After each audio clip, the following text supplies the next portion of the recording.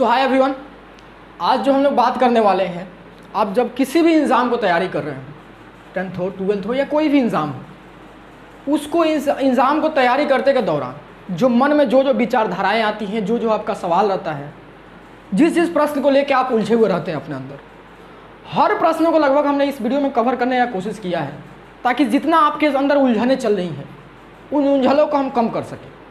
ठीक, ये जो खैर ही मेरा पर्सनल अपना एक्सपीरियंस रहा है, जितना दिन पढ़ाया और जो हमने खुद जितना एग्ज़ाम दिया उसके दौरान क्या क्या महसूस हुआ हमें भी, और जब पढ़ाने के दौरान क्या क्या बच्चों का क्वेश्चन आता था, क्या क्या बच्चों का प्रश्न आता था, उन सब प्रश्न के आधार पर हमने इसको तैयार किया है। ठीक है, तो इस वीडियो का बेसिकली अगर कोई हमसे सीनियर देख रहे हैं तो आपको अगर लगे कि इसमें कुछ सुधार किया जा सकता है, कोई आप हमें सजेशन देना चाहें तो आप हमें दे सकते हैं, आप हम बहुत तहे दिल से एक्सेप्ट करेंगे उस चीज़ को। बाकी आप लोग को अगर हेल्पफुल रहा तो बहुत अच्छा होगा हमारे लिए। तो बेसिकली ये जो वीडियो हम लोग का होने वाला है, इसमें हम कुछ जो मुद्दा बात करने वाले हैं, वो मुद्दा का हमारा पॉइंट क्या क्या रहेगा वो देख लें हम लोग कभी। सबसे पहला हमारा पॉइंट रहेगा कि मुझे उससे ज़्यादा नंबर लाना है। जब हम लोग किसी भी एग्ज़ाम का तैयारी करना शुरू करते हैं तो हमारा टारगेट रहता है, वो हमसे ज़्यादा नंबर लाया है ना, उसको हम दिखाएंगे, हमको उससे ज़्यादा नंबर लाना है। ये वाला जो चीज़ है, ये क्या हमारे लिए उचित है और कहाँ तक उचित है, इस पर हम लोग बात करेंगे। दूसरा पॉइंट है हमारा, अब तक कभी मेरा अच्छा नंबर नहीं आया, अब तक जो कभी मेरा अच्छा नंबर नहीं आया तो क्या आगे अच्छा नंबर आएगा। लाइक हम लोग जिस भी एग्ज़ाम को देने जा रहे हैं, जैसे हम समझे कि 10 क्लास आप देने जा रहे हैं तो आपका 9 तक अच्छा नहीं आया, 12 देने जा रहे हैं तो 11 तक अच्छा नहीं आया, तो क्या हमारा 10th और 12 में अच्छा नहीं आ सकता है? आ सकता है। वो कैसे आ सकता है, क्या इसका फ़ायदा क्या नुकसान, इस पर हम बात करेंगे। टाइम टेबल कैसे बनाए, बैठते हैं कभी हम 10 घंटा का टाइम टेबल बना लिया, पर 10 मिनट भी नहीं रहे हैं, तो ये जो प्रॉब्लम होता है हम लोग के पास, यानी टाइम टेबल कैसे बनाए अच्छा, उसको हम लोग देखेंगे। हालांकि हम 10 क्लास की बात करें तो यहाँ पे हम बात करेंगे कि सातों जो सब्जेक्ट होता है उसको एक ही दिन पढ़े या अलग अलग दिन पढ़े, या एक दिन में कितना सब्जेक्ट पढ़े, ये जो प्रॉब्लम होता है इस पर हम बात करेंगे। अगला बात हमारा होता है कि किस प्रकाशन का किताब लें।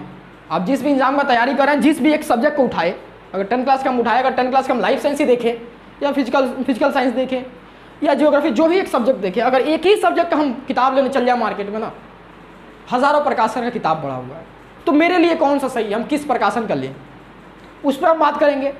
नोट्स का क्या फ़ायदा है, नोट्स कैसे बनाएं, नोट्स बोले या फेयर कॉपी बोले, या आप जो भी अपना स्टडी मटेरियल पर्सनल का तैयार करना चाहते हैं वो कैसे बनाएं और उसका फ़ायदा क्या है, हम इस मुद्दा पे बात करेंगे। अगला हमारा हो जा सकता है कि सजेशन और टच एंड पास। सजेशन मतलब देखिएगा, आप किसी भी एग्जाम के लिए एक सलाहकार बुक मिलता है, इतना मोटा करके आएगा, जिसमें आपको हर चैप्टर से कुछ चुनिंदा प्रश्न दिए होंगे जिसको आपको करना है, तो वो क्या हमारे लिए उचित है, और उचित है तो कहाँ तक उचित है, अनुचित है हमारे लिए वो सही नहीं है तो कहाँ तक सही नहीं है। टच एंड पास, टच होगा, टच किया और पास हो गए, ऐसा वाला भी कुछ पुस्तकें आती हैं। अंतिम 7 दिनों में तैयारी करें, अंतिम 10 मिनट में तैयारी करें, अंतिम 2 मिनट में तैयारी करें, ये सब क्या चीज़ें हैं, इससे बचना चाहिए या इसको फॉलो करना चाहिए। अगर किसी सब्जेक्ट में, जिस भी एग्जाम का आप तैयारी कर रहे हैं, अगर किसी सब्जेक्ट में हमें डर लगे, कोई एक ऐसा सब्जेक्ट है जिसको लेकर हमें डर लग रहा है, उस डर को हम लेके क्या करें, ठीक, इस पर हम लोग बात करेंगे। जो समय बर्बाद हो गया उसका क्या करें, जो बचा है उसमें क्या करें। आप जिस भी एग्जाम का तैयारी कर रहे हैं, सपोज कीजिए कि अगर आपका जनवरी से सेमेस्टर स्टार्ट हो रहा है, यानी आपका जनवरी से वो सेशन स्टार्ट हो रहा है, तो अगर आप जनवरी में तैयारी करना शुरू कर दिए तो आपके लिए सही है। लेकिन आपका ऐसा हुआ कि जनवरी निकल गया, फरवरी निकल गया, मार्च निकल गया, आपने पढ़ाई नहीं किया है, तो जो समय बर्बाद हो चुका है उसको लेके क्या करें, और बचा हुआ कुछ जो समय है उसमें हम लोग क्या करें, इस मुद्दा पे हम लोग बात करेंगे। ठीक, टीवी, गेम, मोबाइल फ़ोन, कैसा भी कोई अट्रैक्शन हो जो आपको पढ़ाई से विचलित कर रहा है, कैसा भी जो अट्रैक्शन हो जो पढ़ाई से विचलित कर रहा है, उसको क्या करें। दोस्ती कैसे निभाएं, वो अच्छी है, वो अच्छा है, उसका क्या करें। इन दोनों मुद्दा पे हम अंतिम में बात करेंगे, बहुत डेप्थ में जाके बात करेंगे, खैर आप लोग समझ चुके हैं। ठीक है, आखिरी हमारा मुद्दा एक हमने रखा है, किस टीचर से पढ़ें और किस टीचर से ना पढ़ें। भैया वो टीचर मेरे लिए अच्छे नहीं है, सर वो टीचर मेरे लिए अच्छे नहीं है, तो क्या अच्छा टीचर कौन होता है। क्या ऑनलाइन हम पढ़ें या ऑनलाइन ना पढ़ें, ऑनलाइन पढ़ना फ़ायदा करेगा नुकसान करेगा, हम लोग अब एक एक मुद्दा को कर करके बात करेंगे बहुत आराम से। देखिए ये कुछ लंबा वीडियो होने वाला, तो बेसिकली आप थोड़ा सा शांति मन से आराम से देखने का, एक एक बातों को समझने की कोशिश कीजिएगा। आप जो 10th क्लास में है, जितना आपके अंदर उलझने चल रही हैं, हर उलझनों का कहीं ना कहीं सोल्यूशन आपको मिल जाएगा। अगर ऐसा हुआ है कि कोई प्रश्न आपका इसमें से बच भी गया है तो वो भी टॉपिक के दौरान हम कंप्लीट करने का कोशिश करेंगे, ज़्यादातर उम्मीद हमें कोई क्वेश्चन ना छूटे। अगर फिर भी छूट जाता है तो आप कमेंट कीजिएगा, उसको हम आपको पर्सनली वहाँ पर कमेंट में रिप्लाई, या अगर वैसा रहा कि जो वाकई मतलब बहुत डेप्थ है जिस पे बात किया जा सकता है, तो हम एक वीडियो बना के आप डिस्कस कर लेंगे। ठीक है, तो चलिए हम लोग पहला अपना स्टार्ट करते हैं पहला टॉपिक से। उससे ज़्यादा नंबर लाने वाला क्या प्रॉब्लम है, क्या हम उसका क्या करें। देखिए हम लोग जब भी एग्ज़ाम का तैयारी, किसी भी एग्ज़ाम का तैयारी करना शुरू करते हैं तो हमारे मन में एक प्रश्न आता है या विचार आता है, यूँ कहें कि हमें उससे ज़्यादा नंबर लाना है। उससे मतलब आपका जो भी कॉम्पिटिटर है, आपका क्लासमेट हो सकता है, आपका कोचिंग मेट हो सकता है, जहाँ भी एक साथ पढ़े हैं, आपका कोई रिलेटिव हो सकता है, कि मुझे उससे ज़्यादा नंबर लाना है। ठीक, ये जो विचारधारा है इसका हम लोग क्या करें। जैसे आप सपोज कीजिए कि आप ये हैं, ठीक है, आप ये हैं, ठीक है, और ये आपका मित्र है जिससे आपको ज़्यादा नंबर लाना है, आपका जिससे भी आपको ज़्यादा नंबर लाना है उसको समझ लीजिए। ठीक, अब आप लोग तैयारी करने में आप इसको पीछे करने के लिए तैयारी कर रहे हैं। आप इससे नहीं तैयार करें कि आपका एग्जाम क्या है वगैरह वगैरह, छोड़ चीज़ें हैं। आप ये टारगेट मन में बना लिए हैं कि मुझे इससे ज़्यादा नंबर लाना है बस। सपोज कीजिए कि आप एग्ज़ाम दिए और ये आपका 25 नंबर लाया 100 में से, और आप जो है 100 में से 26 ला लिए, तो आप ज़्यादा ला के भी किस काम लिए, ज़्यादा ला के भी क्या फ़ायदा, कोई फ़ायदा है। वो 25 लाया है, आप उससे एक ज़्यादा भी ला लिए तो क्या फ़ायदा है। तो भैया करें क्या, हम कंपटीशन करना छोड़ दें। कंपटीशन करना आपको नहीं छोड़ना है, आपको बस सोचना है, आराम से बैठना है और अपना एक विचारधारा बनाना है कि मुझे इतना % लाना है, मुझे इतना मार्क्स लाना है, इतना नंबर लाना है, और आप उसके अनुसार चलेंगे, ना कि किसी एक इंसान से कॉम्पिटिटर करने के लिए चलेंगे। क्योंकि आप हो सकता है वो 25 लाएगा तो आप 26 ला के भी ज़िंदगी में कुछ नहीं कर पाइएगा। ठीक है, यानी लाइफ आपका जो है नंबर के पीछे दौड़ना भी नहीं चाहिए वैसे, लेकिन फिर भी आप अगर नंबर का ही टारगेट करें तो उसे कोई फ़ायदा भी नहीं है। उसे 25 वो ला रहा है तो आप 26 ला के भी कोई फ़ायदा नहीं कर सकते। ठीक है, तो आप बैठिए शांति से, और बैठने के बाद से ये अपना खुद से सोचिए, खुद से समझने के बाद से आप एक टारगेट बनाइए कि लाइक हमको 80% लाना है। भैया बहुत ज़्यादा नहीं हो गया, 90% लाना है, आप अपने हिसाब से बना लीजिए। हालांकि टारगेट थोड़ा बड़ा ही बनाइएगा, अच्छा रहता है। ठीक है, तो आप एक टारगेट बनाइए और उस टारगेट के अनुसार चलिएगा, ये सब तो अपने आप पीछे हो जाएंगे। ठीक है, पहला हो गया। दूसरा, हमारे अंदर विचारधाराएं आती हैं कि अब तक कभी मेरा नंबर अच्छा नहीं आया तो अब क्या। ठीक, होता है कि बहुत बच्चे ऐसे होते हैं कि जिनका 9 में खिस्तान के पास हो जा रहा है, बहुत ज़्यादा है। लाइक अगर 25 पासिंग मार्क्स है, 26 आ जा रहा है इनफ, 27 आ जा रहा है इनफ, 30 आ जा रहा है इनफ, 40 आ जा रहा है, 60 आ जा रहा है कुछ कुछ बच्चों का। और कुछ कुछ बच्चे तो ऐसे भी होते हैं जो पास करना भी उनके लिए मुश्किल होता है। क्या वो बच्चे क्या उम्मीद ना लगाए कि मेरा 10 में अच्छा मार्क्स आ सकता है, 11 में अच्छा नहीं आया तो 12 में अच्छा मार्क्स नहीं आ सकता। ऐसा उम्मीद लगाना उचित होगा? नहीं, ऐसा उम्मीद लगाना उचित नहीं होगा। क्योंकि आपको खैर हमको नहीं बताना चाहिए, लेकिन फिर भी बता रहे हैं कि 9th क्लास में जब हम थे तो हमारा मैथ में ही 3 मार्क्स आया था जब हमने फर्स्ट टाइम अपना एग्ज़ाम दिया था। हम लोग का प्राइवेट स्कूल से थे तो खैर हम लोग का 3 एग्ज़ाम हुआ करता था, 3 माही, 6 माही और सालाना एग्ज़ाम हुआ करता था। 100 मार्क्स का होता था हम लोग का, तो 100 में से मेरा 3 मार्क्स था। भैया क्या बात है। और खैर आज कलकत्ता यूनिवर्सिटी से मैथ ऑनर्स कर रहे हैं तो कुछ ना कुछ तो डिजर्विंग होगा ही। 10 के बाद मेरा 10 में मेरा मार्क्स ठीक ठाक था, 12 में भी अच्छा था। तो ये जो चीज़ें हुई, ये क्या अगर हम ये सोच लेते कि 3 मार्क्स मेरा आ गया, अब मेरे से कुछ नहीं होने वाला है, तो क्या उचित था? नहीं। आपका जो बीता हुआ कल है वो कहीं मायने नहीं रखता है। आप जब से मेहनत करना शुरू कर दिए वहीं से इम्प्रूव हो सकता है। हम इसका एक ही उदाहरण नहीं है। हमारे पास 2019 के बैच में एक बच्चा आया था, जब हम लोग ऑफलाइन पढ़ा रहे थे तो 2019 के बैच में एक बच्चा आया। उस बच्चे ने जब एग्ज़ाम दिया तो सेंटअप जो होता है, 10th का सेंटअप होता है, उस सेंटअप में उसका 12 मार्क्स था। उस सेंटअप में उसका कितना था बाबू? 12 मार्क्स था। जब उसने बोर्ड एग्ज़ाम दिया तो उसका मार्क्स जो था मैथ में 85 मार्क्स था। मैथ का ही मार्क्स था, ये मैथ में 85 मार्क्स था। तो ये जो हुआ ये कैसे हुआ? ठीक, वो लड़का ने क्या किया, हार नहीं माना, मेहनत किया, और उसने कभी ये नहीं सोचा कि मेरा ये 12 नंबर आया है तो इससे अच्छा कभी नहीं आएगा। ये विचारधाराएं अपने मन में कभी नहीं लाए। तो ये विचारधाराएं आप अपने मन से स्पष्ट रूप से निकाल दीजिए कि जो अब तक नहीं हुआ वो अभी कभी नहीं होगा। आप जब चाहें तब जो चाहें वो कर सकते हैं, आप सक्षम हैं। समझ में आया बात? तो आप इसका तो टेंशन निकाल दीजिए कि मेरा अब तक नहीं आया, आगे नहीं आएगा। ये सब बातों को आपको करके कोई फायदा नहीं होने वाला है। ठीक है, अगला पॉइंट हमारा होता है कि भैया हम लोग टाइम टेबल कैसे बनाएं। भैया हम लोग टाइम टेबल कैसे बनाएं, इस मुद्दा पे हम लोग बात करें तो देखिए, आप सबसे पहले ये निर्णय लीजिए कि टाइम टेबल आपको बनाना क्यों है। ठीक, अब बनाना है तो भैया पढ़ने के लिए बनाना है। बिना टाइम टेबल का हम पढ़ ही नहीं पाते हैं। हम टाइम टेबल बनाते हैं 6 बजे से हम हिंदी पढ़ेंगे सुबह में, तभी हम हिंदी पढ़ पाते हैं, नहीं तो नहीं पढ़ पाते।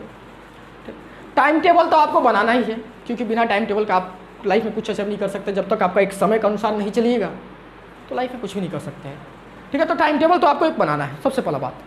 अब टाइम टेबल बनाना है तो उस दौरान आपको एक बात का ध्यान रखना है कि जब आप टाइम टेबल बनाएं तो कभी भी ये ना लिखे कि मुझे 7 से 9 इंग्लिश पढ़ना है और 10 से 11 हिंदी पढ़ना है।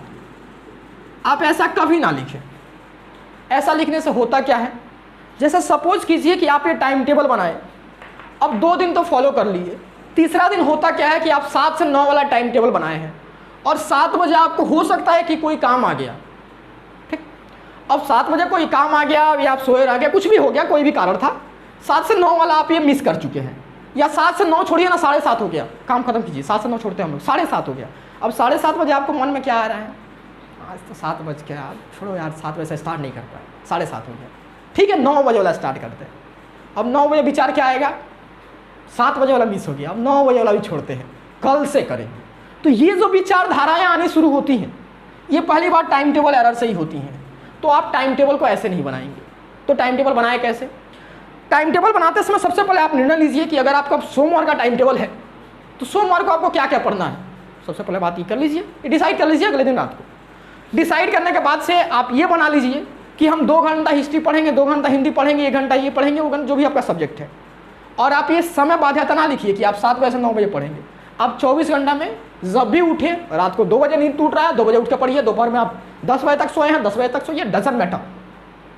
आप जब उठे, जब आपको लगे कि हमको ये सब्जेक्ट पढ़ना है, जो सब्जेक्ट जब मन कर रहा है तब उठाइए, वो पढ़िए। लेकिन एक टाइम टेबल में बस ये मेंशन कीजिए कि हमको जो हिंदी है वो 2 घंटा पढ़ना है या 1 घंटा पढ़ना है। आप अपने रिक्वायर्ड के अनुसार पढ़ सकते हैं। बस समझ में आया? तो टाइम टेबल में आप घड़ी का पाबंदी नहीं लगाएंगे कि आप 7 से 9 ही पढ़ेंगे। आप ये लगाइए कि 2 घंटा हम हिंदी पढ़ेंगे, लेकिन 7 से 9 पढ़ेंगे या 9 से 11 पढ़ेंगे, ये हम उस दिन डिसाइड कर लेंगे। जब हमको जो मन करेगा वो हम उठा के पढ़ लेंगे। बात समझ में आया? ये मुद्दा हो गया हम लोग का। अगला मुद्दा होता है कि भैया अगर हम लोग का सब सब्जेक्ट है तो क्या सब सब्जेक्ट एक दिन ही पढ़ें? तो ये देखिए, ये सबका मत हो सकता है, इसके लिए अलग अलग हो।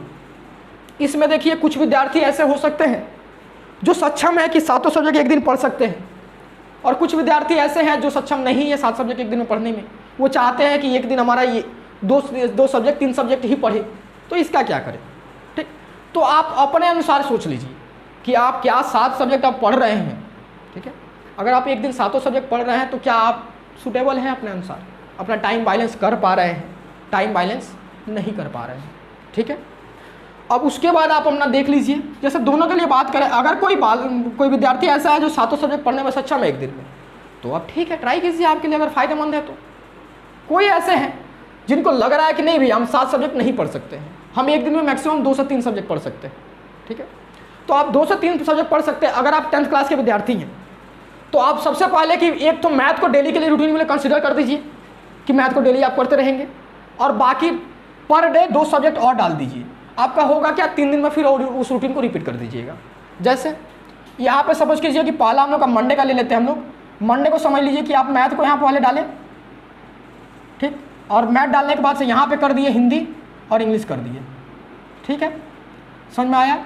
और फिर दूसरा दिन जो हम लोग का ट्यूसडे हुआ, वहाँ पे आपने तो मैथ को तो डाला ही पहला, दूसरा और 2 सब्जेक्ट आप डाल दीजिए, हिस्ट्री ज्योग्राफी डाल दीजिए। ठीक है, और उसके बाद आप वेडनेसडे को ले लीजिए, और वहाँ पे मैथ तो आपका ये रहेगा ही, और दूसरा कोई भी 2 सब्जेक्ट अब आपका बचा, ये क्या है, फिजिकल साइंस और हम लोग का लाइफ साइंस। आप अपने अनुसार जो भी जब पढ़ना चाहें वैसे कर करके आप पैटर्न में बना लीजिए। और आपको अगर कोई ऐसा विद्यार्थी है जो एक दिन में 2 ही सब्जेक्ट पढ़ना चाहते हैं तो आप 4 दिन हो जाएगा, आपका 5 दिन हो जाएगा, वैसे कर करके, और फिर इस रूटीन को आप रिपीट कर लीजिए। बात समझ में आया? ऐसे करते रहिएगा। समझ में आया? इसको आपको स्ट्रेस नहीं लेना है, आपको ऐसे इस लेके चिंता नहीं पड़ना है कि भैया हम 7 सब्जेक्ट एक दिन नहीं पढ़ पा रहे हैं, भैया हम 2 ही सब्जेक्ट एक दिन पढ़ पा रहे हैं। आप अपने अनुसार पढ़ सकते हैं, कोई उसमें पाबंदियाँ नहीं है। ठीक है, आपको कभी भी पढ़ने से मतलब हो, उससे कोई फर्क नहीं पड़ने वाला है कि भैया हम 7 सब्जेक्ट एक दिन पढ़ें तो क्या मेरे लिए नुकसान करेगा, नहीं, वैसा कोई बात नहीं। अगर आप हो सकता है आपको सूटेबल है कि हमको 7 सब्जेक्ट पढ़ के कोई परेशानी नहीं हो रही है, हम कुछ हर चीज़ हम जो समझना चाह रहे हैं हर चीज़ समझ पा रहे हैं, तो आप 7 सब्जेक्ट पढ़िए। अन्यथा अगर आपको कोई प्रॉब्लम वगैरह हो रहा है तो आप ऐसे तोड़ के पढ़ सकते हैं, 2, 3, 4 जैसा आप सूटेबल हो ऐसे पढ़ सकते हैं। लेकिन आप कोशिश कीजिएगा कि मैथ को 10 क्लास में है और तो इसको प्राइमरी रखें। अब जिस भी एग्जाम जैसे आप 12 दे रहे हैं तो 12 में आपको क्या करना है कि आपका जो मेन सब्जेक्ट है, लाइक अगर मैथ स्ट्रीम्स है तो मैथ वाला आप कर लीजिए, जो भी आपका जिस भी ब्रांच से है, और आपका मेन जो सब्जेक्ट है उसको आप डेली करें, रूटीन कर लीजिए, या आप यहाँ पे कमजोर सब्जेक्ट को अपना डाल सकते हैं। ठीक है, अब अगला हम लोग बात करें भैया किस प्रकाशन का हम किताब लें, किस प्रकाशन का हम किताब लें, किस प्रकाशन का किताब ना लें, मेरे लिए उचित होगा, कौन सा उचित नहीं होगा। ठीक है, तो पहली बात देखिए कि कोई भी जो किताब होता है वो बुरा नहीं होता है। मतलब भैया मेरा दोस्त बोलता है ये वाला हम लेंगे, मेरा सर बोलते हैं हम ये वाला लेंगे, मेरा घर वाले भैया बोलते हैं ये वाला किताब ले लो। ठीक, तो ये सब जो है बात, ये क्या है, आप बोल रहे हैं कि हर किताब अच्छा होता है। देखिए जो भी कोई ऑथर किताब लिखता है हमारे, यानी जो भी लेखक कोई किताब लिखते हैं, तो सबसे पहले उस जिस भी एग्ज़ाम के लिए लिख रहे हैं, अगर 10th का लिख रहे हैं तो आपको 10th का सिलेबस को बहुत अच्छा से डेप्थ में पढ़ते हैं, समझते हैं, और उस सिलेबस में जो जो बातें लिखने बोर्ड बोला है उस हर बात को वो अपने भाषा के अनुसार अपने सजा के अपना जैसे उनको लगता है कि बच्चों को समझ में आएगा वैसे लिखे हैं। अब प्रॉब्लम क्या होता है, एक ही शब्द हो सकता है, वो हो सकता है आपको उसका मतलब समझ में आए, हमें ना समझ में आए, तो मेरे लिए वो शब्द अच्छा नहीं है और आपके लिए वो शब्द अच्छा है। तो यही होता है किताब के साथ भी, किताब तो वैसा ही है, सब किताब एक ही, लगभग एक ही इसी जैसा। अब कोई किताब आपको अच्छा से समझ में आ रहा है, कोई किताब आपको नहीं समझ में आ रहा है। ठीक, तो आप देखिए कि आपके पास जो किताब है, ठीक, उसको पढ़िए, समझिए। अगर ऐसा लग रहा है कि हमको समझ में ही नहीं आ रहा एकदम साफ, तो ठीक है, अपना फ्रेंड से एक बार किताब आई उसका मांग लीजिए कि हाँ भाई थोड़ा हमको 2 बोरो ले लो, और लेने के बाद उसको एक बार पढ़ लीजिए। पढ़ने को देखिए क्या आपको अपने किताब से ज़्यादा उसके किताब में समझ में आ रहा है, ठीक, तो वो किताब आप फॉलो कर लीजिए। हाँ, लेकिन ये तभी कीजिएगा जब आपके पास पर्याप्त समय हो। ठीक, अब ये नहीं कि लाइक 10 महीना पढ़ लिए, लास्ट वाला 2 महीना बचा तब हम जाकर किताब चेंज कर रहे हैं, ये उचित नहीं होगा आपके लिए। ठीक है, तो ये किताब वाला जो निर्णय होगा ये शुरुआती दौर में ही ले लेना बहुत अच्छा होता है। ठीक है, यानी जब भी आप रूटीन अपना चालू कर रहे हैं उसका 2-4 दिन के अंदर आप निर्णय ले लीजिए कि हमको इस किताब से पढ़ना है, और साल भर आप उसी किताब को फॉलो कीजिए, और किसी किताब के पीछे आपको दौड़ने की ज़रूरत नहीं है। किसी भी आप एक किताब को प्रॉपर अवे से पढ़ लेते हैं, आपके एग्जाम के लिए वो इनफ है, आप उसमें 100% उठा सकते हैं। बात समझ में आया? नोट्स का क्या फ़ायदा है और नोट्स कैसे बनाएं, इस पर हम लोग बात करते हैं। नोट्स का क्या फ़ायदा है, नोट्स कैसे बनाएं। देखिए नोट्स का फ़ायदा ये है कि नोट्स में देखिए कि कोई भी एक किताब होता है जिसका आप 100% भाषा तो नहीं समझ सकते, ठीक है, 100% भाषा नहीं समझ सकते, और उसमें कुछ चुनिंदा क्वेश्चन लिखा हुआ है, और वो चुनिंदा क्वेश्चन ही एग्जाम में आ जाएगा, इसका कोई भी गारंटी नहीं दे सकता है। ठीक है, तो आप अगर आप नोट्स बनाते हैं, जब आप नोट्स बनाइएगा तो नोट्स में क्या कीजिएगा, अपना भाषा में लिख रहे हैं, जिसको याद करना सरलतापूर्वक आप याद कर सकते हैं उस चीज़ को, अब बहुत अच्छा से एनालाइज कर सकते हैं, बहुत अच्छा से उस चीज़ को समझ सकते हैं। ठीक है, इसका फ़ायदा, पहला फ़ायदा ये होता है कि आपको समझने में आसानी हो जाती है, याद करने में आसानी हो जाती है। दूसरा है आप मतलब नोट्स बनाएंगे तो बहुत डेप्थ में आप खुद से पढ़ के लिख रहे हैं, समझ के लिख रहे हैं, और आपका एक किताब पर डिपेंडेंट नहीं रहेगा वो, तो जिसकी वजह से क्या होगा कि आपका क्वेश्चन जो आएगा ज़्यादा क्वेश्चन कर पाने की संभावना बढ़ जाती है। ठीक है, आप किसी एक फिक्स क्वेश्चन पे के पीछे नहीं दौड़िएगा, आप समझ रहे हैं तो उसको क्वेश्चन को कितना भी रोटेट करके दिया जाए तो दे सकते हैं। अब नोट्स कैसे बनाएं, ये बात होती है। सबसे पहले आप किसी भी सब्जेक्ट उठाइए, जो भी सब्जेक्ट आपका नोट्स बनाना है, ठीक है, और उस सब्जेक्ट का आपको जो भी एक चैप्टर का नोट्स बनाया है उस चैप्टर को पहले 3 से 4 बार जैसे न्यूज़पेपर पढ़ते हैं वैसे खुद से पढ़िए। ठीक है, पहली बार आप जब नोट्स किताब पढ़ रहे होंगे नोट्स बनाने के लिए, तो हाथ में कोई पेंसिल वगैरह कुछ नहीं होगा, जस्ट उसको न्यूज़पेपर जैसा पढ़ना है। जब आप दूसरी बार उसको पढ़ रहे होंगे तब आप पेंसिल लेके बैठिए और उसको मार्क कर दीजिए कि आपके लिए महत्वपूर्ण क्या क्या लग रहा है, आपके अनुसार इंपॉर्टेंट क्या क्या है, उसको मार्क कर लिए। जब आप तीसरी बार बैठेंगे, ठीक, तो तीसरी बार बैठने समय आप पेंसिल और इरेजर लेके बैठिए। भैया अब इरेजर क्यों? क्योंकि अब आप देखिए कि जो जो आपको लग रहा है वो ये तो हल्का इंपॉर्टेंट है, पहली बार हम पढ़ रहे थे इसलिए लगा कि हो सकता है, बट इसको आप मिटा दीजिए। अब आपके लिए जो सबसे इंपॉर्टेंट चीज़ें लग रही हैं जो हाईलाइट किया जा सकता है, ठीक, अब आप उस चीज़ को अपने अनुसार अगर आप सक्षम हैं कि हर चीज़ समझ में आ गया है तो आप नोट्स बनाना प्रिपेयर कर दीजिए। इधर अगर आपको लग रहा है कि कोई टॉपिक आपको समझ में ही नहीं आया, तो आप जिस भी टीचर के पास पढ़ते हैं, जिस भी टीचर से आप ज्ञान लेना चाहते हैं, जिस भी टीचर से आपको समझ में आता है, उन टीचर से एक बार बात कीजिए, उस चीज़ के मुद्दा पे चर्चा कीजिए कि हमको ये चीज़ समझा दीजिए। समझने के बाद से फिर बैठ के अपने अनुसार लिख लीजिए। ठीक है, तो आप ऐसे नोट्स प्रिपेयर कर सकते हैं। और नोट्स में आप कलर फलर जो भी अपने अनुसार जिसको आप अच्छा लगता है, कोई बोलता है कि नोट्स में बहुत कलरफुल होना चाहिए, अट्रैक्शन होता है, ज़्यादा पढ़ने का मन, ऐसा कुछ विचारधाराएँ नहीं है। आपको जैसे अच्छा लग रहा है, आपको पढ़ना है तो आप ब्लैक से भी पढ़ सकते हैं, ब्लू से भी पढ़ सकते हैं, जैसे आपको रखना है अपना नोट्स है अपने अनुसार कर लीजिए। हाँ, थोड़ा सा कॉपी को अच्छा क्वालिटी का बनाइए, क्योंकि नोट्स है तो थोड़ा ज़्यादा दिन तक चलता है, ज़्यादा उसको यूज करते हैं तो फटे चीटे ना। ठीक है, अगला हम लोग बात करते हैं सजेशन टच एंड पास ले या ना ले। सजेशन टच एंड पास ले या ना ले। इस मुद्दा पे हम थोड़ा देर तक बात करेंगे, क्योंकि ये मेरा मनपसंद एक मुद्दा है जिस पे जब भी हमने ऑफलाइन में चर्चा किया तो थोड़ा सा बहुत गहराई में चर्चा करते हैं इस मुद्दा पे। देखिए कि टेस्ट पेपर हो गया, क्या टेस्ट पेपर बात नहीं कर रहे, सजेशन और टच एंड पास क्या होता है। क्या सजेशन आप जानते हैं कि ये कितना मोटा पुस्तक आता है? जैसे आप 10 क्लास का प्रिपेयर करें तो सातों सब्जेक्ट का बढ़ा के इतना मोटा मार्केट में मिल रहा होता है, 200-250 रुपये में जो भी मिलता है, कि हाँ लो ये पढ़ लो, आप कर लीजिए। आप एक बात को गहराई से समझने की कोशिश कीजिए कि आप सपोज कीजिए कि आप एक चैप्टर पढ़ रहे हैं, प्रथम चैप्टर आप कोई भी सब्जेक्ट का ले लीजिए, जैसे लाइफ साइंस यानी जीव विज्ञान का हम लोग ले लेते हैं, पहला अध्याय ले लेते हैं हम लोग, पहला चैप्टर पढ़ लेते हैं। अब पहला चैप्टर आपने पढ़ा, ठीक, आपने पढ़ा इन के सब क्या किया, कुछ पढ़ा नहीं। हमने आपको क्या किया, चुनिंदा 10 क्वेश्चन दिया कि लो बाबू ये 10 क्वेश्चन लो, आप इसको पढ़ लो, आपका यही एग्जाम में आ जाएगा। तो क्या है, आप इस मेरे बात पर विश्वास करेंगे? हम क्या करें भैया, हम क्यों करें, आएगा थोड़ी ही।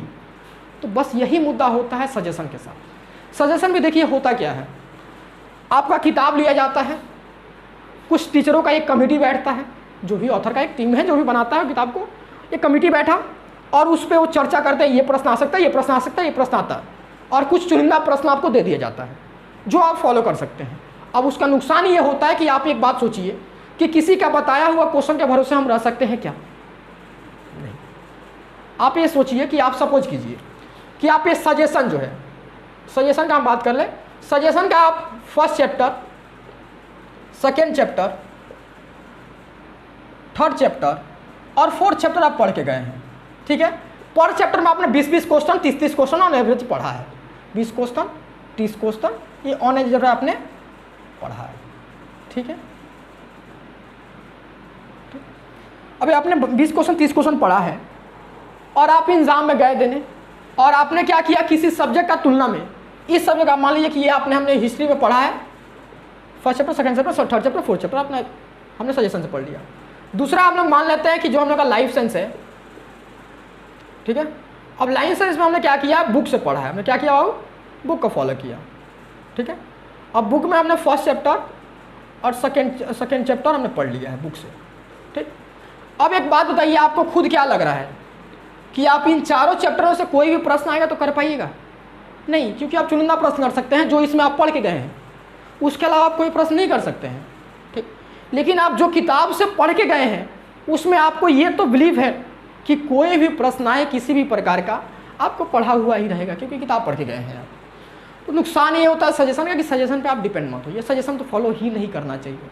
और ये उसी के कैटेगरी में टच एंड पास आता है, जो अलग अलग ऑथर अलग अलग टाइम पे निकालते रहते हैं, 10 दिन में, 1 महीना में, 45 दिन में। ये सब चीज़ों के पीछे आपको नहीं जाना है, ये आपके लिए कदाचित उचित नहीं है। आप इन समय को, इसमें आप समय जो देते हैं वो व्यर्थ है, आपके लिए समय बर्बाद कर रहे हैं। इससे अच्छा आप समय को अगर अच्छा यूज करना चाहते हैं, आपका सिलेबस अगर अच्छा हो चुका है, तो आप एक काम कीजिए, प्रीवियस ईयर पेपर लीजिए, जो पिछले सालों का पेपर आया है उसको सॉल्व कर लीजिए, उसका क्वेश्चन को देख लीजिए, क्योंकि आपको उसमें एक अंदाजा मिल जाए कैसा कैसा बोर्ड में क्वेश्चन आता है। उसके अलावा कोई भी एक टेस्ट पेपर उठाइए या किसी भी टीचर का प्रश्न पत्र उठाइए जो टेस्ट वगैरह लिया गया हो, उसको एक टाइमली, जितना 30 मिनट का दिया गया तो 30 मिनट में बैठ के सॉल्व कीजिए, 40 मिनट में बैठ के दिया गया 40 मिनट में, यानी जो भी एक समय निर्धारित की गई है उस समय में सॉल्व कीजिए, ठीक है। ये चीज़ को कर लेना है। समझ में आया? तो ऐसे इस चीज़ से बचना है पूरा अच्छा से, बात समझ में आई। अगला मुद्दा हम लोग का है कि किसी सब्जेक्ट में डर लगे तो क्या करें, किसी सब्जेक्ट में डर लगे तो क्या करें, ठीक है। अब डर लगने वाला बात तो हो ही सकता है, किसी को हो सकता है एक सब्जेक्ट में डर लगे, किसी को हो सकता है 2 सब्जेक्ट में डर लगे, उस केस में हम क्या करें, ठीक है।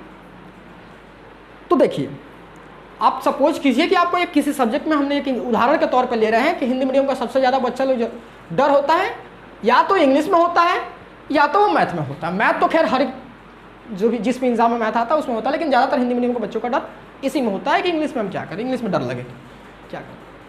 सबसे पहला बात, यहाँ पर हम इंग्लिश का उदाहरण लेते हुए समझाने की कोशिश कर रहे हैं। आप यहाँ पे कोई भी सब्जेक्ट आपका हो सकता है, ठीक है। देखिए, जिस भी सब्जेक्ट में डर लग रहा है, सबसे पहले आप ये समझिए कि डर आपको लग क्यों रहा है, ठीक। पहला कारण ये है कि आप जिस भी सब्जेक्ट में डर लग रहा है, आप पहली बार जब उसको पढ़े थे तो आपको वो थोड़ा सा पढ़ने में हार्ड लगा था, जिसकी वजह से आप उससे दूर भागना शुरू किए, लाइक उसको पढ़ना कम किए। लाइक पहला दिन आप उसको 2 घंटा पढ़े थे, तो दूसरा दिन आपने 1 घंटा 45 मिनट पढ़ा, धीरे धीरे करते करते करते थोड़ा थोड़ा कम करते करते वो पढ़ना ही लगभग कम कर दिया, ठीक। अब आखिरी में आने के बाद उसको डर लग रहा है, ये नॉर्मल है, ये डराना चाहिए। तो इसका सोल्यूशन क्या है? भैया हमको समझ में नहीं आ रहा था इसलिए हमने पढ़ना छोड़ा था। तो इसका सोल्यूशन ये है कि बैठिए जिद करके, जिद करके कि एकदम उसको मतलब करेंगे नहीं तो छोड़ेंगे नहीं। जिद करके बैठ जाइए, स्टार्टिंग का 5-7 दिन आपको तकलीफ होगा, एक ही चैप्टर को बार बार पढ़ते रहिए, बार बार पढ़ते रहिए, 5-7 दिन लगातार उसको जिद करके 2 घंटा 4 घंटा जो भी आपको समय लग रहा है, जो भी आपके पास समय पर्याप्त है, उस समय में बैठ जाइए, बार बार उसको पढ़िए, की पॉइंट्स को अंडरलाइन कीजिए, क्या समझ में नहीं आ रहा है किससे पूछिए, जो भी टीचर है आपके, जिससे भी आप सलाह लेना चाहें उस मुद्दा पे, उस मुद्दा पर जिस पर भी चर्चा करना चाहें उस पर चर्चा कर लीजिए। सबसे अच्छा है आप अपने दोस्त से उस पर चर्चा कीजिए कि हाँ भाई ये चीज़ ऐसा होगा क्या, हाँ भाई ऐसा चीज़ होगा क्या, ये सब चर्चा कीजिए, अच्छा रहता है आपके लिए। और पर डे इसको लेकिन आपको अगर जो वीक सब्जेक्ट है उसको पर डे प्राइमरी टाइम देना है। बाकी सब्जेक्ट को अगर आप 1.5 घंटा दे रहे हैं तो उसको 2 घंटा देंगे, यानी सबसे ज़्यादा उसको ही टाइम देना है आपको, जिसमें आपको डर लग रहा है। ठीक है, धीरे धीरे कुछ समय बाद 20 दिन 25 दिन बाद आप देखिएगा कि वो स्ट्रांग हो जाएगा। ठीक है, इससे ज़्यादा समय नहीं लगता है, आपको उसमें मज़ा आने लगेगा, आपको समझ में आने लगा तो आपका अच्छा हो जाएगा। कोई सब्जेक्ट बुरा नहीं होता है, जो सब्जेक्ट आपको समझ नहीं आ रहा है मतलब आपने कभी उसको समय दिया ही नहीं। जब समय दीजिएगा शुरू कीजिएगा वो अपने आप समझ में आने लगेगा। ठीक है, अब अगला मुद्दा होता है कि भैया आपका वीडियो तो हम लोग आज देख रहे हैं, लाइक हमारा 6 महीना बर्बाद हो गया, 6 महीना बचा है, 4 महीना बचा है, या जो भी समय हमारा बर्बाद हो गया उस आज हम सोच रहे हैं प्रिपरेशन स्टार्ट करें, तैयारी अपना स्टार्ट करें, तो हम क्या करें, हम समय बर्बाद हो गया, अब क्या करें, हमसे कुछ होगा ही नहीं। नहीं, ऐसा कोई बात नहीं है। देखिए, आप उचित समय पर तैयारी कर रहे हैं तो आपके लिए ज़्यादा अच्छा है, लेकिन समय बर्बाद हो गया तो उसके लिए लेके भी आपको टेंशन नहीं लेना है। ठीक है, हाँ यही करना होगा कि जो बच्चा उचित समय पर तैयारी शुरू किया होगा उसका रूटीन जो होगा डेली रूटीन का, वो 4 घंटा 5 घंटा पढ़ रहा होगा, आपको उसके तुलना में 6 घंटा 7 घंटा करना होगा। उससे ज़्यादा कोई तकलीफ इसमें होने का बात नहीं है। समझ में आया? तो आप सबसे पहले जो समय बर्बाद हो गया उसको तो आप दिमाग में लाइए ही नहीं, क्योंकि आप उसमें कर क्या सकते हैं, बदल थोड़ी सकते हैं। ऐसा थोड़ी कीजिएगा कि हमारे पास टाइम मशीन है, हम भी कुछ रोटेट करेंगे, हम पीछे चल जाएंगे, फिर दोबारा से तैयारी शुरू करेंगे, ऐसा नहीं होता है कभी भी। तो आपको करना क्या है, जो बीत गया सो तो एकदम भूल ही जाना है। ठीक, एकदम उस पर ध्यान ही नहीं देना है कि चलो ना, गया तो गया। अब यहाँ से आप ये देखिए कि बचा कितना समय है, उस समय के अनुसार आप अपना एक शेड्यूल बनाइए कि इतना दिन में मेरा सब्जेक्ट इतना कंप्लीट हो जाएगा और इतना हम कॉन्फिडेंस में आ जाएंगे, इतना मार्क्स मिलेंगे। एक अपने से शेड्यूल बनाइए और उस शेड्यूल को अनुसार फॉलो कीजिए, कोई टेंशन लेना है। जो बचा हुआ समय है आपके लिए पर्याप्त है, आपके लिए बहुत है। ठीक, अगर उतना दिन भी आप अगर इनफ तैयारी कर लेते हैं काफ़ी है, लास्ट का 2 दिन भी बहुत इनफ होता है, तो इतना टेंशन लेने का ज़रूरत नहीं है। ठीक है, तो समय को लेकर आपको किसी भी पाबंदी का चिंता नहीं लेना है। अगला मुद्दा आ जाता है कि टीवी, गेम, मोबाइल फ़ोन या जो भी किसी प्रकार का अट्रैक्शन है जो पढ़ाई से हमें विचलित करता है, उसको कैसे हम सॉल्व आउट करें।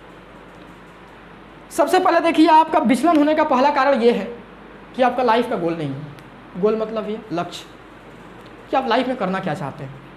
ठीक, आप सबसे पहले ये सोचिए कि लाइफ में करना क्या चाहते हैं। क्या जो आज ये टीवी, गेम जो भी आप कर रहे हैं, या क्या इससे आपका लाइफ सिक्योर है, क्या इसके साथ आप जीवन व्यतीत कर सकते हैं? नहीं।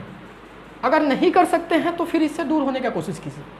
भैया दूर तो नहीं हो पाते, हम कोशिश तो करते हैं, इसका क्या करें। दूर होने का कोशिश मतलब देखिए, हम लोग करते क्या है, हमको आज अब मोबाइल नहीं चलाना तो हम क्या करेंगे ना, हम सोचेंगे आप पढ़ाई करेंगे तो आज से मोबाइल नहीं चला, तो आप एकदम एक दिन छोड़ देते हैं, ले मोबाइल एकदम आज हम छुएंगे ही नहीं एकदम। ऐसा आप नहीं कर सकते हैं, क्योंकि हमारा शरीर जो होता है, हमारा मन जो होता है, किसी चीज़ का आदत भी पड़ने में उसको एक समय लगता है, आदत भी छोड़ने में एक समय लगता है। ठीक, तो उसको धीरे धीरे कम करना शुरू कीजिए। लाइक अब आप पहला दिन आप 4 घंटा फ़ोन यूज कर रहे हैं, तो अगला दिन कोशिश कीजिए कि आप इसको 3 घंटा करें, उसका अगला दिन 2.5 घंटा कीजिए। ठीक है, उसका अगला दिन आप कोशिश कीजिए 2 घंटा कीजिए, उसका अगला दिन 1.5 घंटा, उसका अगला दिन 1 घंटा, पूरा छोड़िए मत, आधा घंटा 10 मिनट, ऐसे जो भी मतलब आप मनोरंजन थोड़ा बड़ा करते रहिए। जो भी चीज़ें हैं पूरा छोड़ के आप नहीं जीवन जी सकते हैं। ठीक है, तो जितना कम कर सके इस चीज़ को बेटर होता है। अचानक आप आज ही मोटिवेट हो गए, आज ही से हम पढ़ना सोच रहे हैं, आज ही हम पढ़ेंगे, और ये बोल के हमने छोड़ दिया आज ही से, ऐसा कुछ आप ना कीजिए। ठीक है, आप आराम से धीरे धीरे कम करते जाइए, धीरे धीरे वो चीज़ कम हो जाएगा। ठीक है, अगला मुद्दा बात आता है हमारा दोस्ती कैसे निभाएं, या ये भी कोई सिखाता है। ठीक है, देखिए बेसिकली आप जानते हैं दोस्ती कैसे निभाएं, खैर दोस्ती आप लोग ज़्यादा समझते हैं। ठीक है, हमारे तो कुछ गिने चुने दोस्त रहे हैं, तो उतना हमने कभी दोस्ती को समझा नहीं, लेकिन फिर भी देखिए दोस्ती को क्या होता है, कैसे निभाएं, मतलब क्या है हमारा यहाँ से। देखिए, आप जब तैयारी करना शुरू करते हैं, जब अपने आपको पढ़ाई के लिए समय दे रहे हैं, तो आपका कोई दोस्त होगा, जब 2-4 आदमी के बीच में आप खड़ा होगा, ए भाई छोड़ इसको, ये पढ़ाकू बच्चा बन गया, 4 घंटा 5 घंटा पढ़ता है, ये है वो है, 1000 बातें सामने आती हैं। इस चीज़ को कैसे डील करें। ठीक, सबसे पहले बात ध्यान दीजिए कि 10 क्लास हो या 12 क्लास हो, दोस्ती तो बहुत ज़्यादा रहता है। ठीक, लेकिन अगर 10 क्लास में है तो 10 क्लास के बाद दोस्ती नहीं रहता है। नहीं भैया हम लोग का तो हमेशा रहेगा, नहीं ऐसा कुछ नहीं होता, नथिंग इज परमानेंट। ठीक है, तो आप पहली बात ये समझिए कि जो आप ज्ञान इस समय अर्जित कर रहे हैं, जो भी अपने जीवन के लिए कर रहे हैं, जो भी आप पढ़ाई कर रहे हैं, ये आपके साथ आजीवन रहेगा, लेकिन आपका दोस्त आपके साथ आजीवन नहीं रहेगा। तो क्या भैया सबसे दोस्ती तोड़ दे? नहीं, आपको किसी से कोई दुश्मनी, कोई बैर नहीं लेना है। आपको बस इतना रखना है कि आप दोस्त के साथ मस्ती कीजिए, घूमने फिरने भी जाइए, बातें भी कीजिए, सही है, लेकिन आप तब तक कीजिए जब तक आपका समय ना बर्बाद हो। आपका जो आप पढ़ाई कर लिए, आपने 4 घंटा का रूटीन बनाया है, 4 घंटा पढ़ लिए, ठीक है, आपका दोस्त अगर उस समय फ्री है तो आप उससे बात कर लीजिए, उस मुद्दा पर चर्चा कीजिए, कोई टेंशन नहीं है। ठीक है, और इस दौरान जब आप एग्ज़ाम का तैयारी कर रहे हो तो थोड़ा सा बाहर वाला जो उल्टा सीधा मुद्दा होता है उस पर चर्चा कम करें, पढ़ाई रिलेटेड ही चर्चा करें, और दोस्त भी ऐसा रखें जो आपके माहौल जैसा हो, वो भी एग्जाम के लिए सीरियस हो, उसी से ज़्यादा दोस्ती रखना बेटर होता है। ठीक है, अब उनसे क्या हो कि जैसे आप किसी मुद्दा को पढ़ के गए, उन पर चर्चा कीजिए उससे, हाँ कि हमने ये पढ़ा था ऐसे होता है, तो वो भी अपना कुछ विचारधाराएं रखेगा, आप भी कुछ विचारधारा, ऐसा डिस्कशन आपके लिए प्रॉफिटेबल होता है। ठीक है, अगला सबसे महत्वपूर्ण टॉपिक आप लोगों का एज के लिए, जो 10th और 12 में ही ज़्यादा होता है ये सब अक्सर, ठीक है, वो बहुत अच्छी है, बहुत रेयर केस में बहुत अच्छा है। इसका क्या करें? आप अब समझ चुके हैं हम किस मुद्दा पे बात करना चाह रहे हैं, कि आपका जो भी अपोजिट अट्रैक्शन है, आप लड़के हैं तो तेरे संग बसाऊं मैं अलग दुनिया वाला जो आपका कंपोनेंट है, उसका क्या करें? ठीक, पहली बात अगर आपका है नहीं तो इसी से दूरी रहें तो बेटर है। ठीक है, हो सकता है कि आपके किसी दोस्त का होगा, आपको देख के आपको भी इच्छा आता होगा कि हमारा भी हो, ऐसा विचारधाराएं ना लाइए, क्योंकि ये आपके लिए उचित समय नहीं है। 10th हो या 12th हो, कभी भी उचित समय नहीं है ये। आपका इस समय पढ़ाई पे ध्यान देना, लाइफ का आगे का गोल पे ध्यान देना ज़्यादा बेटर होगा। अगर फिर भी है तो भैया हम तो बताएंगे नहीं, लेकिन मेरा है तो क्या करें? तो आप जितना इसको मिनिमाइज कर सके, लाइक आपको हमको जहाँ तक अंदाज़ा है, अगर आपका कोई होता भी है तो आप ही का एज का होगा। लाइक अगर आप 10th में हैं तो 10th में होगा, या बहुत तरीके से 9 में, उसका भी जो भी आपका अपोजिट है, लड़का है लड़की, आप अगर लड़की हैं तो आपका लड़का ही होगा बेसिकली, लड़के हैं तो लड़की ही होगी। ठीक है, तो ये जो भी अपोजिट है उसको भी समय दीजिए, उसका भी करियर है, उसका भी लाइफ है। तो आप समझ के जितना इस चीज़ को मिनिमाइज हो सके, लाइक अपना पढ़ाई पे ध्यान देने के बाद से अगर कुछ समय मिले तो एक दूसरे से बात करना, जो भी आप नहीं बताना चाहेंगे उसमें सजेशन, ठीक है, तो वो कीजिए। पढ़ाई पे इफेक्ट पड़े वहाँ तक ना कीजिए।